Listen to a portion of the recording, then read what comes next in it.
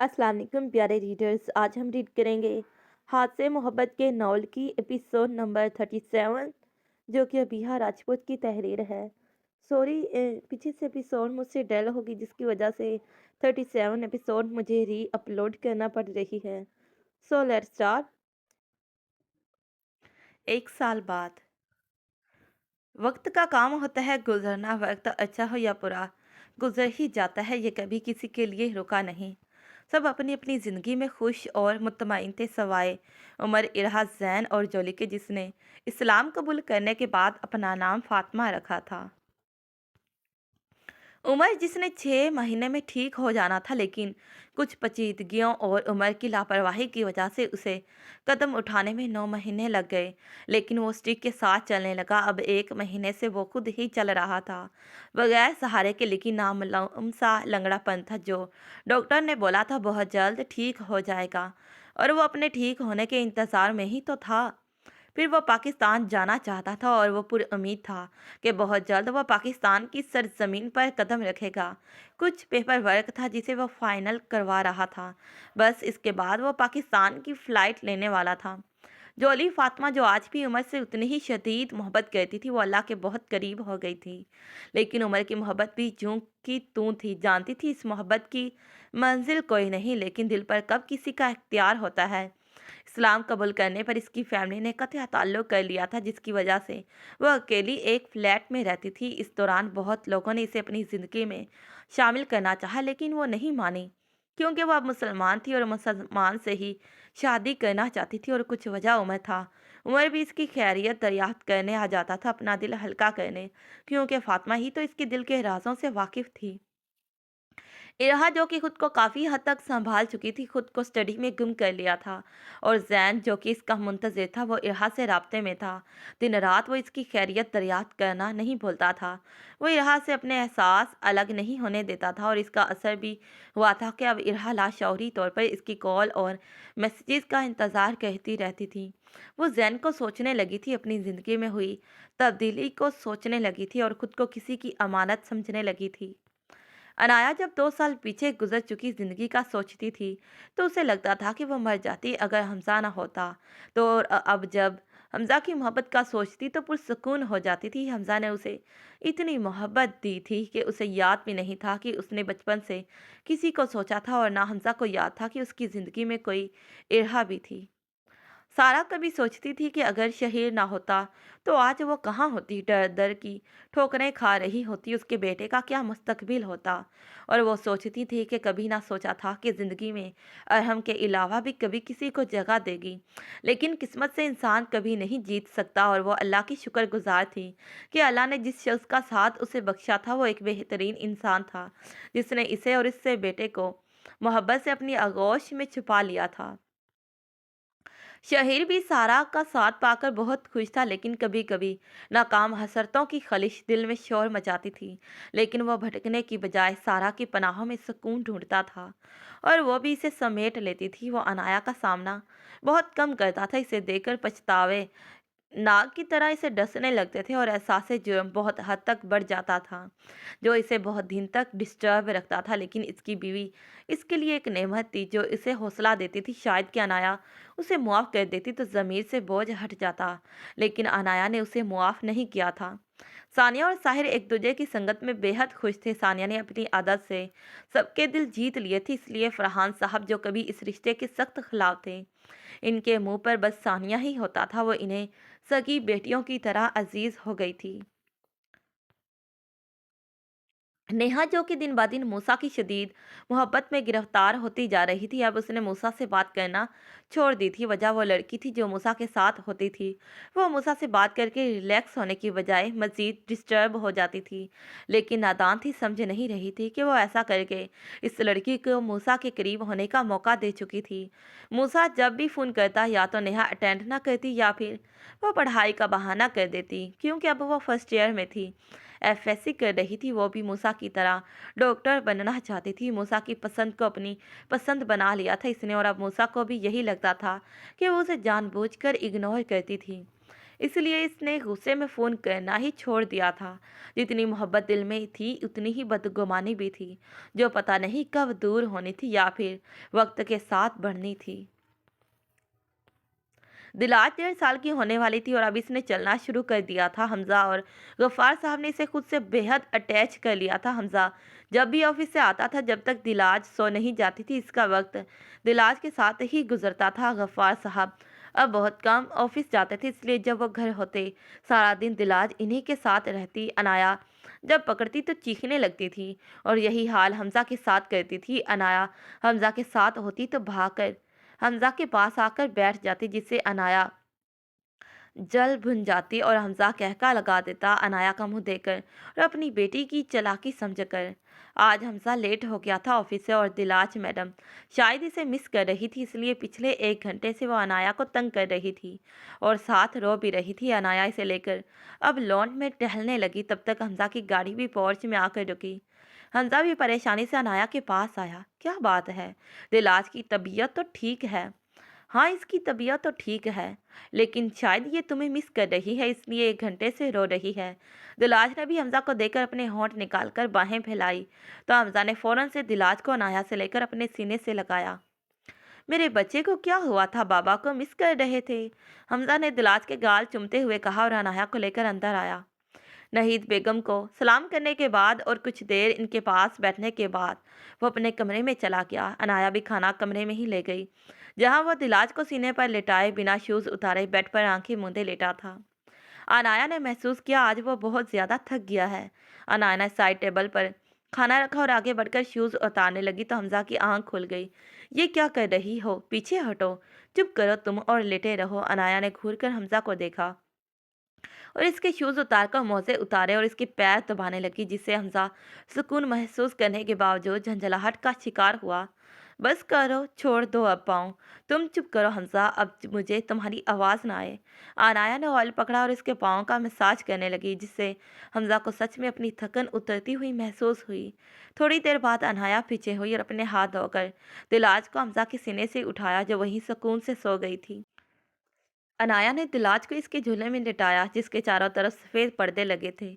दिलाज को लिटाकर वह हमजा के पास आई। उठो हमजा, फ्रेश होकर खाना खा लो। खा लेता हूँ यार, हमजा ने कसलमंदी से कहते हुए अनाया की गोद में सर रखा, तो वह दबाने लगी और फिर इसकी पेशानी पर लब रखे, जिससे हमजा के होंठों को मुस्कुराहट ने छुआ और इसने खींचकर अनाया को खुद पर झुकाया। खैरियत मिसिस? आज शोहर की इतनी खिदमत, मेरी जान निकालने का इरादा है क्या? हमजा ने अनाया की आंखों में देखते मखमूल लहजे में पूछा, तो अनाया ने घूर कर इसे देखा। अपना ठर्क बंद करो और खाना खाओ, अनाया ने पीछे होते हुए कहा, तो हमजा भी उठ गया। अच्छा, अगर खाना खा लो तो फिर ठर्क की इजाज़त है? हमजा ने आंखों में शरारत लिए कहा। देखूंगी, अनाया ने अतराते हुए कहा, तो हमजा ने इसे खींचकर बाहों में भेज लिया, जिससे अनाया को लगा कि इसका सांस बंद हो जाएगा। उफ हमजा, जंगली, हटो पीछे। और हमजा हंसता हुआ फ्रेश होने के लिए वॉशरूम में चला गया।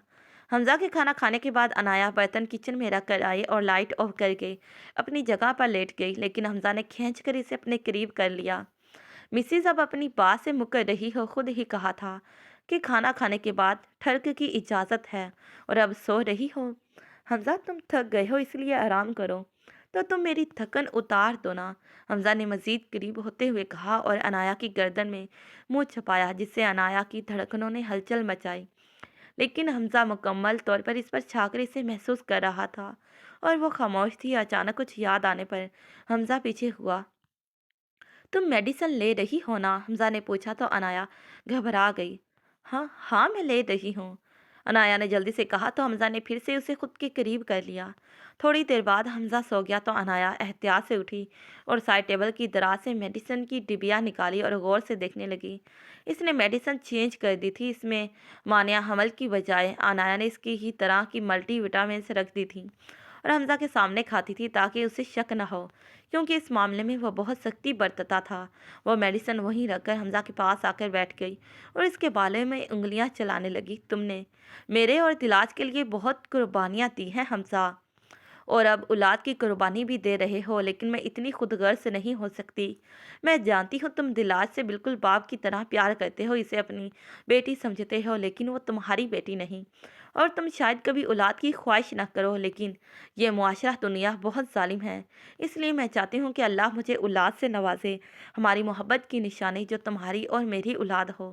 انایا نے نم آنکھوں سے سوچا اور حمزہ کے ماتھے سے بال پیچھے کر کے وہاں اپنے ہونٹ رکھے، جسے نیند میں بھی حمزہ نے محسوس کیا، اور کھینچ کر انایا کو باہوں میں بھیج لیا۔ سو جاؤ میری جان، منہ ہی میں بڑبڑا کر وہ پھر سے سو گیا، اور انایا نے اپنی آنکھیں موند لی اور تھوڑی ہی دیر میں نیند کی دیوی اس پر بھی مہربان ہو گئی۔ اشال کچن میں کام کر رہی تھی۔ آج ارسلان گھر پر تھا اور وہ بہت دنوں سے ایک نئے پروجیکٹ میں بزی تھا، لیکن اب وہ فری تھا۔ اس نے صبح سے اشال کو تنگ کیا ہوا تھا، اپنی شوق باتوں سے اسے شرمانے پر مجبور کر رہا تھا، اور وہ بے باک بھی اتنا تھا کہ ماں باپ کا لحاظ بھی نہیں کرتا تھا، جس پر شائستہ بیگم اسے تھپڑ مارتی لیکن اس پر کوئی اثر نہ ہوتا۔ شائستہ بیگم اور ظفر صاحب تو اپنے بیٹے کو دیکھ کر بہت خوش تھے۔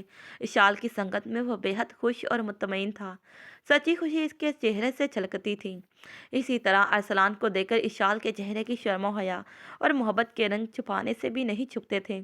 جس سے شائستہ بیگم اسے چھیڑتی تھی تو وہ شرما کر ان کے سینے میں منہ چھپا لیتی تھی۔ اللہ تعالیٰ نے اشال کو اتنی خوشیوں سے نوازا تھا کہ کبھی دامن تنگ پڑنے لگتا تھا۔ اب وہ کچن میں ارسلان کی پسند کا کھانا بنا رہی تھی۔ شائستہ بیگم کی طبیعت کچھ ناساز تھی، اس لیے اشال نے ان کو سختی سے منع کیا تھا کہ وہ کوئی کام نہیں کریں گی۔ وہ بریانی بنا رہی تھی کہ ارسلان نے پیچھے سے آ کر اسے اپنے حصار میں لیا۔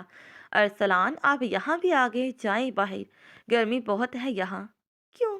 تم بھی تو کھڑی ہونا تو مجھے بھی کچھ نہیں ہوگا، اور میں تمہاری ہیلپ کرواتا ہوں۔ چونکہ ملازمہ چھٹی پر تھی، اس لیے اشال سارے کام خود کر رہی تھی۔ نہیں، آپ جائیں باہر، میں سب کر لوں گی۔ نہیں، ایسے نہیں جاؤں گا۔ تو ہار مان کر اشال نے ارسلان کو سلاد بنانے کے لیے کہا، تو وہ فریج سے سلاد کا سامان لے کر اہماق سے سلاد بنانے کی طرف متوجہ ہو گیا۔ اشال کو اچانک سے چکر آیا تو اس نے چل کو پکڑا اور چور نظروں سے ارسلان کو دیکھا، جو اس کی طرف متوجہ نہیں تھا۔ تقریباً 15 منٹ بعد اسے پھر سے چکر آیا اور اب کی دفعہ وہ خود کو سنبھال نہ سکی اور نیچے گر گئی۔ ارسلان نے اشال کی طرف دیکھا تو بھاگ کر اشال کے پاس آیا اور اسے باہوں میں اٹھایا اور کچن سے باہر لے کر آیا۔ شائستہ بیگم گھبرا گئی۔ کیا ہوا؟ اشال، پتہ نہیں، موم کچن میں گر گئی ہیں، ارسلان نے پریشانی سے کہا۔ میں ٹھیک ہوں پھوپھو، بس چکر آ گیا، اشال نے خود کو سنبھالتے ہوئے کہا، اور پانی جو ارسلان لے کر آیا تھا وہ پینے لگی۔ لیکن شائستہ بیگم اور ارسلان کی تسلی نہیں ہوئی اور انہوں نے ڈاکٹر کو کال کر دی۔ ارسلان اشال کو لے کر کمرے میں آ گیا۔ تھوڑی دیر میں ڈاکٹر کے آنے پر ارسلان باہر چلا گیا۔ ڈاکٹر نے اشال کا چیک اپ کیا اور باہر آئی، جہاں شائستہ بیگم، ارسلان اور اس کے ڈیڈ کھڑے تھے پریشانی سے۔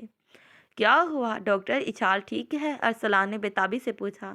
تو ڈاکٹر مسکرائی، جی وہ بالکل ٹھیک ہے، بلکہ خوشخبری ہے، شی از پریگننٹ۔ جبکہ ارسلان کو تو سمجھ ہی نہ آئی کہ وہ کیسا رد عمل ظاہر کرے۔ ڈاکٹر کے جانے کے بعد شائستہ بیگم فوراً کمرے میں آئی، جہاں اشال شرمائی گھبرائی سی بیٹھی تھی۔ پاپا، میں بھی پاپا بننے والا ہوں، ارسلان نے ظفر صاحب کے گلے لگتے کہا، تو ظفر صاحب نے بھی زندگی سے بھرپور قہقہ لگایا۔ مبارک ہو برخوردار، اب تمہاری ناک میں بھی دم کرنے والا آنے والا ہے۔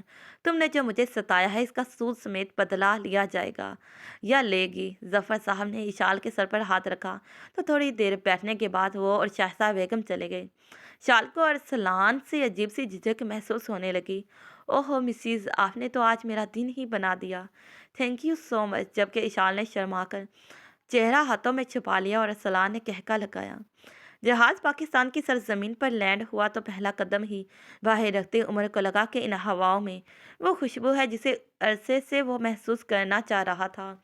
دل نے زور و شور سے دھڑکنا شروع کر دیا تھا۔ محبوب سے ملنے کا احساس اتنا خوشگوار تھا، تو جب محبوب سامنے ہوگا تو کیا عالم ہوگا، عمر نے سوچا اور سرشاری سے مسکرا دیا۔ Welcome sir. عمر کے ڈیڈ کا بزنس پاکستان میں بھی تھا اور وہاں کا مینیجر ہی اسے ریسیو کرنے آیا تھا۔ عمر نے سر ہلایا اس کے ویلکم کے جواب میں اور آگے کی طرف چل دیا۔ مینیجر نے بھاگ کر گاڑی کا دروازہ کھولا تو وہ شان سے اس میں بیٹھ گیا۔ سر، فلیٹ میں نے سیٹ کروا دیا ہے، اس لیے وہاں ہی چلیں گے، آفس پھر صبح سے جوائن کر لیجیے گا۔ مینیجر نے وہی کہا جو عمر کے ڈیڈ نے کہا تھا، کیونکہ وہ بزنس کے بہانے پاکستان آیا تھا اور ابھی عمر نے اگلا لائحہ عمل تیار کرنا تھا کہ اس نے کس طرح انایا سے ملنا تھا، اس لیے وہ خود بھی سکون سے سوچنا چاہتا تھا اور گاڑی اپنی منزل کی طرف رواں دواں تھی۔ Please share the episode must اور آج کی ایپیسوڈ کیسی لگی کمنٹ سیکشن میں کمنٹ کر کے ضرور بتائیے گا، اور ویڈیو اچھی لگی ہو تو ویڈیو کو لائک اور چینل کو ضرور سبسکرائب کر دیں۔ غلطی سے یہ ویڈیو مجھ سے ڈیل ہو گئی، جس کی وجہ سے یہ ویڈیو مجھے دوبارہ سے اپلوڈ کرنی پڑی، اور اس کی ایک اور ایپیسوڈ مجھ سے ڈیل ہوئی ہے، وہ بھی تھوڑی دیر بعد اپلوڈ کر دوں گی۔ اور سودا دل کی بھی ہوئی ہے، 3 ایپیسوڈ کی ہو گئی ہیں ڈیل، تو وہ پھر سے اپلوڈ کر کے انشاءاللہ پھر سودا دل کے ناول کو میں کنٹینیو کر دوں گی، اور پھر ملتے ہیں اسی ناول کے نیکسٹ پارٹ پر۔ تب تک کے لیے پیارے ریڈرز، اللہ حافظ، bye bye and take care. Thanks for watching this video.